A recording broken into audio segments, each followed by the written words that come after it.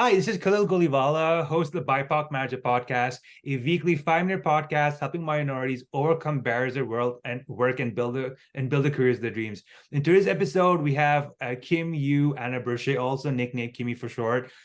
She's passionate about diversity, equity, inclusion, with over 12 years of professional experience in the public and private sectors. Currently, she works as a recruitment marketing consultant for Alcoa, which is a leading mining company focused on aluminum. In addition, she's also senior advisor in strategic partnerships for McGill University's Des Hotels Faculty Management, one of Canada and the world's top business school. Can you please introduce yourself? Hi, everyone, and hi, Khalil. Thank you so much for having me. So, as Khalil mentioned, I'm currently working as senior advisor in strategic partnerships at Des Hotels and also working as recruitment marketing consultant at Alcoa. I'm a triple citizen, Canada, France, and Korea. I was born in Korea, was adopted by French people who came to live in Canada. And so I'm particularly passionate about issues of diversity, equity, and inclusion. So I'm very excited to be here on this podcast today. Thank you so much, Kim. I think that's incredible. Just these different sort of stories and cultures that you have that have made you the professional you are. Keum-Yeo, the one thing I want to maybe start off with is I've known you since I started the MBA program at John Molson. And since then, like a lot of people, like your careers that changes as well. You worked at Bombardier, when you work in McGill, you're in Alcoa. But one thing I've always loved is sort of that Keum-Yeo is always being kind of consistent. The voice, who you are, that personality, authenticity has been there no matter where you've been in your professional career. Could you talk a little bit more about that sense of sort of that maybe someone called that Keum-Yeo brand? Well, I'm I'm very flattered that you see me that way, Kelly. When I think about it, it was never something that I really built by design. It's really more like I built my career out of interest. So I went into education early in my career because I really wanted to have an impact on different people. A lot of who I am as a professional comes from who I am as an individual. So a lot of that, my identity as a Korean, my identity as a Quebecois, my identity as a French person has driven an interest for the international. It's driven an interest for impact. It's driven an interest for people, and I think a lot of the work experiences that I've gotten over the years were always led by that. So as an example, I studied East Asian studies because I wanted to understand better my roots. Went to Korea for a little while, again, to really explore that part of myself. Came back to Montreal because I really missed, everything that Quebec has to offer, everything Canada has to offer. Got into a startup thanks to some contacts of mine, which led me into different recruitment roles, business development roles that put me in touch with, Korea and Japan. And then later, wanting to go back to McGill, working for MBA as an MBA recruiter, which led me to travel internationally. And then later, that led me to take the role at John Molson, where I was doing recruitment marketing more specifically. And then, of course, the pandemic hit. And then I was wondering what else is out there. And that's when I decided to explore the corporate world, going to Bombardier. And now, doing a little bit of both, being halfway in corporate with my contract at Alcoa and also halfway back at McGill, doing strategic partnerships. So it's really never been something that I built. It was more, who am I? What is of interest to me? And it's also the people that I met over the years. So I was really fortunate to meet a lot of great people who have mentored me, who have given me ideas, who have influenced my ways of thinking, who have helped me. And so I guess if you're talking about a brand, I think if anything, I'm just trying to be my authentic self. And I've met other people who are very authentic. And through those relationships, it's led to different work opportunities, as well as networking opportunities. Nice. And Keum-Yeo, I think the one sort of the word I think of you is the word authentic.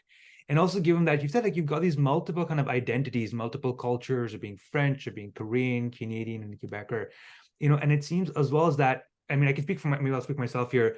there are times where I've kind of put my own identity and kind of hide it or press it down, suppress it. But it seems like you kind of like jump straight in there. Like you really wanted to unpack some of this stuff. Especially you mentioned sort of, like the East Asian studies for your undergraduate studies. Can you talk maybe a little bit more about sort of like what authenticity means to you, or maybe in other ways, how maybe are there ways you see authenticity misunderstood by people? Definitely. I think, like as you said, I dove right into it from early on. I think there was probably a time in my life where I felt, as a minority, that maybe it would be easier for me to just not embrace that part and just try to be like everyone else. There was even a time period in my life where I applied to jobs not using my Korean name at all. I would apply as Anna Brochet, not as Keum-Yeo Brochet. And then I came later to the realization that I wanted to be hired for who I am and not what I was presenting to be.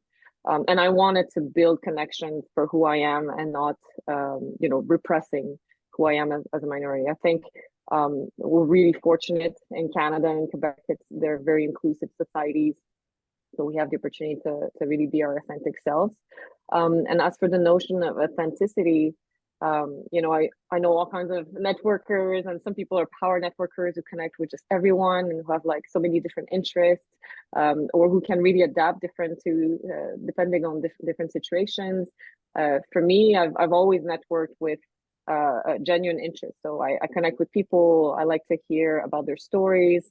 And I don't connect just for the sake of connecting. So I think I don't like transactional relationships. I guess it's something that you'll hear me say a lot on LinkedIn as well as in person. Like to me, relationships should not be a transaction. It should be really built out of genuine interest and care. And so, maybe that's what's helped me surround myself with some really great people. I've been fortunate to have people who have mentored me, and I've been fortunate to have people who asked me to mentor them. And I think that's how, to me, authenticity, shines through in terms of how you build a relationship and how you build a brand. It's really more about if people can discover who you are genuinely and appreciate you for who you are, and vice versa. You have the foundation for really great relationships. Yeah. Something there that I think what it's almost as words, and I see how important they are, questions of authenticity in relationships, right? Because I feel like on one hand, if you're, and it's not just about being a minority, but if you're someone who's, let's say, not comfortable in your skin, someone who feels like you've got to kind of perform to be somebody else to be accepted, you're never really kind of accepted for who you are. You're always playing an act. But it sounds like if you first kind of understand yourself, love yourself, connect with who you are, you're going to connect with people who will genuinely like you for who you are. And there might be some people who say no, but at least the people you connect with, at least they like you for who you are. There's not that sort of transactional element to this. Yeah, and I think it's really about testing some assumptions, right? Like sometimes we feel like, oh, maybe somebody's not gonna like that I have an accent, or somebody's not gonna like that I'm LGBTQ plus, or like something like that. But sometimes when you give a chance to people to show you how open-minded they are, they really give that back to you. Another thing I didn't mention earlier is I'm a openly LGBTQ member of the LGBTQ community. And that's something that I struggled with earlier in my career, where I was worried, what are people going to think about that? Or especially when I was, dealing in some specific markets, like I was worried that it might be received poorly, or some friends who were from specific cultures, I had made assumptions that maybe they would not understand. So it made it very difficult for me to come out to them or to be just who I was. And then as time went by and I started having those discussions with people, I realized that actually the great majority of people are open-minded, and they want to know who you are. And not everyone is going to love you for everything that you are, but if that's the case, then it's easier to also build those relationships. And you don't have to like everyone, and not everyone has to like you. You just have to focus on the ones that you have an affinity with, and common values. And that's what I've done, and I've been really fortunate to be surrounded by really great people. Yeah. I think what I hear again from Keum-Yeo is that, you told when you mentioned sort of being part of the LGBTQ plus community, is that sense where it's like it's other people who sometimes have to work through stuff, but you accept who you are and you're going into situations being your whole self, right? Being the self that loves it, and it's up to other people to kind of figure out whether they want to kind of, reach out and love you or talk to you or not. But it's up to them. Yeah, I think no one can impose for someone else to be fully accepting of, there's probably things that some people do that or that I might not be comfortable with. And maybe there's fundamental differences in how we view certain things. I think as long as we can stay respectful, have like respectful discussions about it. Sometimes it works out and people are really open-minded, and then you continue having a great relationship with them. And sometimes maybe that's not the case, and that's okay as well. And they should be also their authentic selves, and we should respect them for that. So I think it's really a matter of like a two-way communication, a two-way respect. And for me, I was fortunate because I was in a very positive environment most of my life. My parents were completely open to my coming out. The majority of my friends as well. I have a very diverse group of friends as well. But I also understand that if you haven't been surrounded by a lot of diversity, sometimes it's more difficult to have an acceptance for different points of views or different ways of being. So I think it's just a matter of kind of learning to adjust to those and learning how to communicate about that, and always keeping the dialogue open, I think, is really important. Yeah. And Kim, thank you so much, because again, it's like what I love about you is just that authenticity, understanding who you are rather than try to kind of hide stuff. You're kind of like, seeing as a strength. So maybe I'm wondering here is that, like, as you mentioned, stuff growing up, you grew up in stuff, a loving environment, loving friends, and that kind of helped you. Is there anything that maybe a younger Keum-Yeo would have loved to have heard or learned? I mean, other than the environment, was something that maybe helped you unlock something later on in life when it came to accepting, when it came to sort of embracing your whole authentic self? Yeah, I think I would tell my younger self not to worry so much about what everyone thinks. And obviously, this sounds like so easy to say because we're in the age of social media where everyone is posting and we're all saying certain things, and we've got these beautiful photos, right? And everyone goes to those beautiful destinations. So it's difficult to do that in an environment where we're naturally kind of influenced into looking what other people do and thinking about what other people think. But I think for me, if I had the opportunity to know earlier, okay, most people won't worry about this or won't care about this, and they'll still, like you for who you are. I think I could have told my younger self, don't worry so much.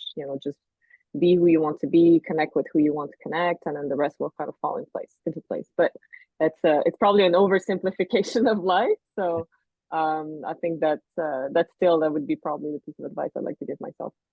Great. No, I think that's important as well. Sometimes it's that advice where it's like, we all know it, but so few of us actually take it or act on it. And I think with that, to remind that actually there is truth. Just because it's repeated doesn't mean it's not true. Like, we just need to accept ourselves. No, something I read recently was about sort of self-hatred. And the idea was that, if you're someone who kind of has negative talk or self-hatred, the idea is, it was interesting, was if you can stop to hate yourself, you're putting less hatred in the world. And it was like an argument to even start the process. And it struck me, because it was just like, no matter just that idea where if you can hate one less person that happens to be yourself, there's less hatred in the world. So start from there Mhm. and then build it up. Absolutely. I think a lot of hatred or a lot of discrimination comes really from a fear of what's unknown, right? Like a reality that is very different for one person and for another. And sometimes people fear that by giving more rights to certain individuals, we're taking away rights from other. And it really isn't like a pie. Like, it's really, we just want to make sure that everyone is looked at equally, right? But I think it's just a matter of addressing that fear, like addressing the hatred by removing the fear, and removing the fear by talking about it, exchanging about it, keeping an open mind while having those discussions. Like, if you look at what's happened, especially during maybe the pandemic, but even before that, there's been such high degrees of polarization between opinions for all kinds of topics, not just politics, but also human rights, all kinds of anything that you can think of. Like, it could go as far as whether you agree on putting pineapple on a pizza. But sometimes people forget to have those discussions, to try to understand, you know, the other person's viewpoint from their perspective. Like, why do you feel this way? Why do you think about it this way, right? As opposed to just trying to make a point, and be right all the time, because maybe sometimes there's no real right or wrong. There's just like multiple degrees of, you Yeah. know, how do we bridge the gap between those two opinions? So I think dialogue is really important, and I think that's still something that I myself struggle. You know, sometimes I have strong opinions about specific topics, and I really want to get my point across. But you know, with a step back, when you have an opportunity to exchange with someone, then you know we can remove a little bit of that fear, we can remove a little bit of that hatred, and you know, it's the world is left a better place, like one conversation at a time. Yeah, yeah. Oh, amazing. So Keum-Yeo, so before we wrap up the interview, is anything that you'd like to bring up, anything that you'd like to discuss? Um, I mean, I'm a fierce advocate of diversity, equity, and inclusion, as you can see. So I always want to encourage people not to hesitate to be their authentic self. Anyone who wants to be an ally, I encourage them to, you know, go through diversity, equity, and inclusion training, to keep the lines open of communication. And then, yeah, to, if you want to connect, stay in touch. I'm here on LinkedIn and happy to have a discussion about any of those topics. Sure. Thank you. Thank you so much, Keum-Yeo. So you mentioned you're present on LinkedIn. If anybody wants to follow you or to get in touch with you, so other than LinkedIn, are there any other ways they can do that?